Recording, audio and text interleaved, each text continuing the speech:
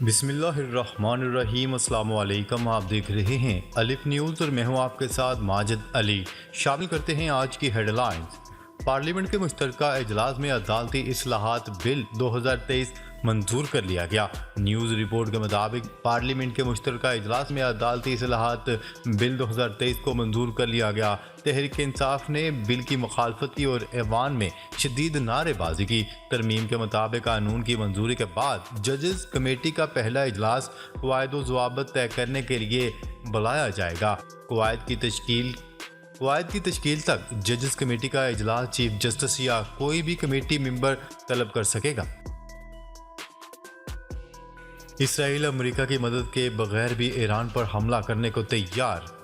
Israeli media ने दफाई अफवाज के chief of staff के हवाले से बताया कि इसराइल ईरान पर हमला करने के लिए तैयार है और वो अमेरिका की मदद के बगैर भी ऐसा कर सकता है। मीडिया रिपोर्ट्स के मुताबिक इसराइली जनरल ने इसराइली दफाई फोर्सेस से गुफ्तगू करते हुए कहा है कि हम ईरान के खिलाफ कार्रवाई के लिए तैयार हैं और इसराइली फौज दूर दराज और नज़दीक वाक़या ममालिक पर हमला करने की सलाहियत रखती है।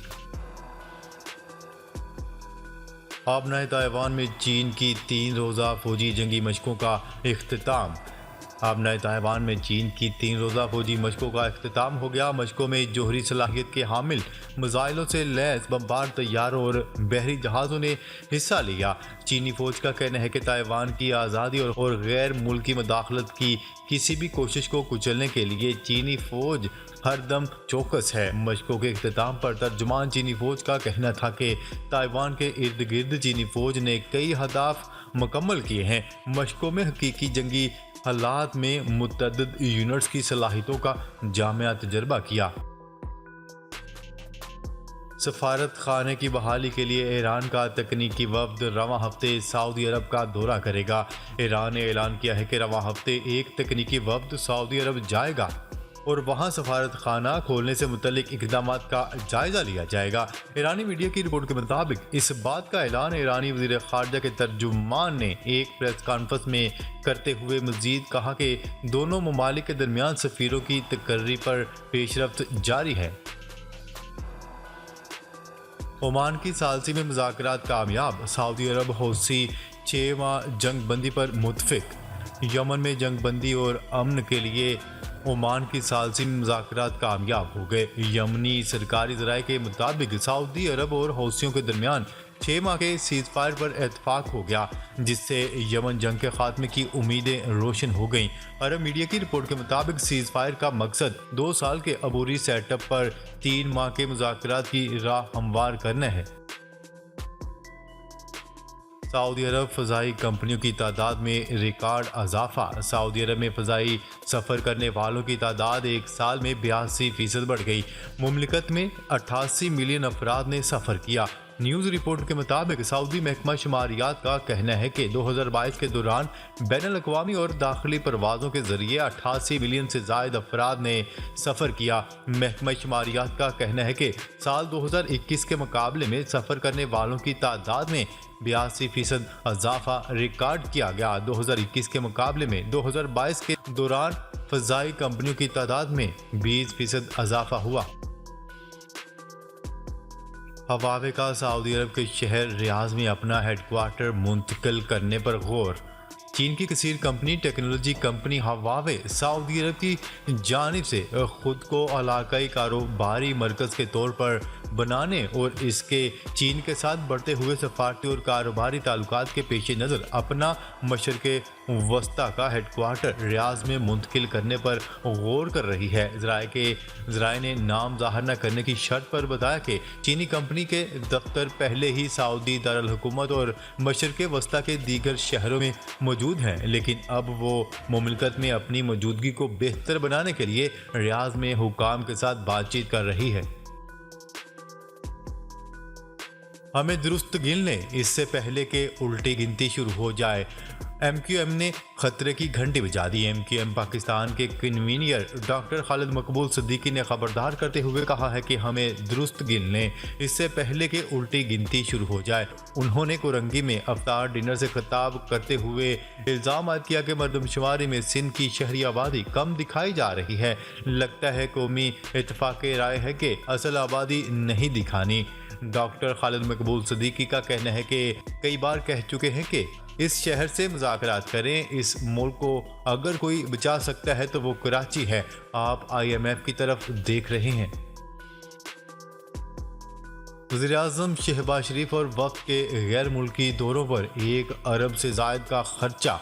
रवा माली साल के पहले 9 माह में वज़ीर-ए-आज़म शहबाज शरीफ और उनके वफ़द के गैर मुल्की दौरों पर 1 अरब 3 करोड़ 13 लाख 91 हज़ार रुपये खर्च हुए। न्यूज़ रिपोर्ट के मुताबिक वज़ीर-ए-आज़म शहबाज शरीफ और इनके हमरा गैर मुल्की दौरों पर जाने वाले वफ़द के क़याम ताम और दीगर अखराजात की मद में 2022 से 2023 के 9 माह में 1 अरब से ज़ायद का खर्चा हुआ। पाकिस्तानी नौजवान उम्रा अदा करने के लिए पैदल सऊदी अरब पहुंच गया। कबीरवाला का रहायशी नौजवान फैजुल्ला उम्रा अदा करने के लिए पैदल सऊदी अरब पहुंच गया। नौजवान ने अगस्त 2022 में अपना सफ़र शुरू किया था और इसने 7,555 किलोमीटर का सफ़र 9 माह 14 दिन में मुकम्मल किया। फैजुल्ला बरास्ता मुल्तान, मुजफ्फरगढ़, डेरा गाजी खान, फोर्ट मनरू, कोयटा और तप्तान के रास्ते ईरान, शारजा, दुबई और अबू ज़हबी से होते हुए सऊदी अरब पहुंचा। दूसरी जानब कबीरवाला के रहायशी नौजवान की सऊदी अरब में दाखिले के बाद की वीडियो मीडिया पर वायरल हो गई।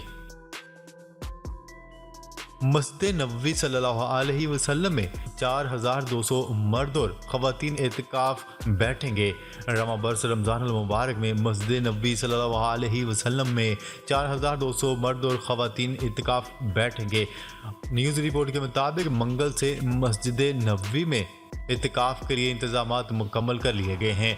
मस्जिद नबवी के अमूर की कमेटी की जानिब से जारी बयान में कहा गया है कि इत्तिकाफ वालों के लिए सहरी और अफ्तारी में ताम और मशरूबात का बंदोबस्त भी किया गया है और तिबी सहूलियात भी फराहम की जाएंगी।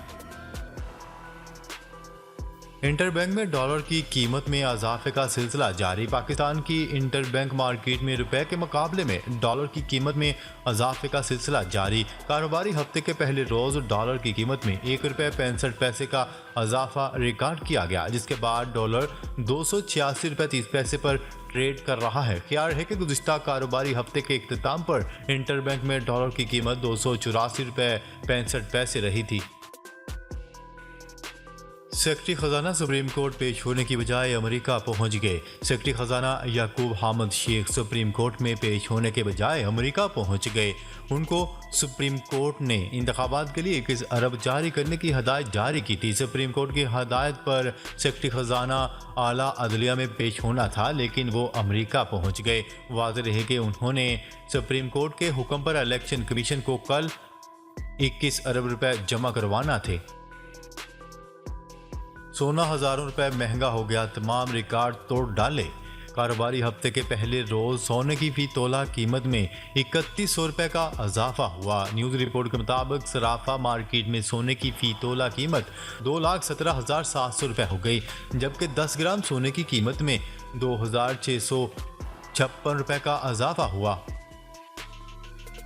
डॉलर का मुस्तकबिल चीन समेत 5 ममालिक क्या करने जा रहे हैं। मारूफ अमरीकी माहिर इक्तिसादियात का कहना है कि दुनिया में अमरीकी मैशियत के छोटे हिस्से अमेरिका डॉलर को हथियार बनाने और अमेरिकी बैंक की डिजिटल करेंसियों के इस्तेमाल की वजह से अगले 10 बरस में अमेरिकी डॉलर आज के मुकाबले में बहुत कम गालिब किरदार अदा करेगा। न्यूज़ रिपोर्ट के मुताबिक कोलंबिया चाइना समिट के एक ऑनलाइन सेशन से अपने खिताब में उनका कहना था कि बैनुल-अक़वामी अदायगी का निज़ाम अब अमेरिकी डॉलर पर मबनी है, जिसमें 50% से 60% बैनुल-अक़वामी तजारती तस्फ़ीए अमेरिकी डॉलर के ज़रिए होते हैं और तकरीबन निस्फ बैनुल-अक़वामी ज़खायर पर मबनी है। वाज़ेह है कि चीन और पाकिस्तान के दरमियान ये बात तय पा चुकी है कि आइंदा का लेन देन अपनी अपनी करेंसी में किया जाएगा, यानी युआन और पाकिस्तानी रुपयों में लेन देन किया जाएगा।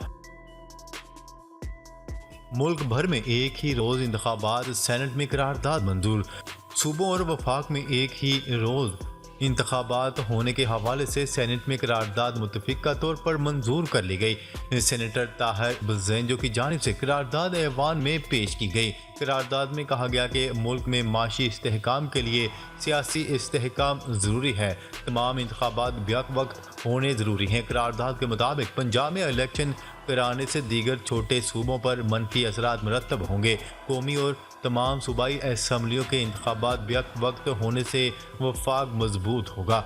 नाजरीन, अब तक के लिए इतना ही। मज़ीद खबरें लेकर बहुत जल्द आपकी खिदमत में हाजिर होंगे। तब तक के लिए अपना ख्याल रखिएगा। अल्लाह निगहबान।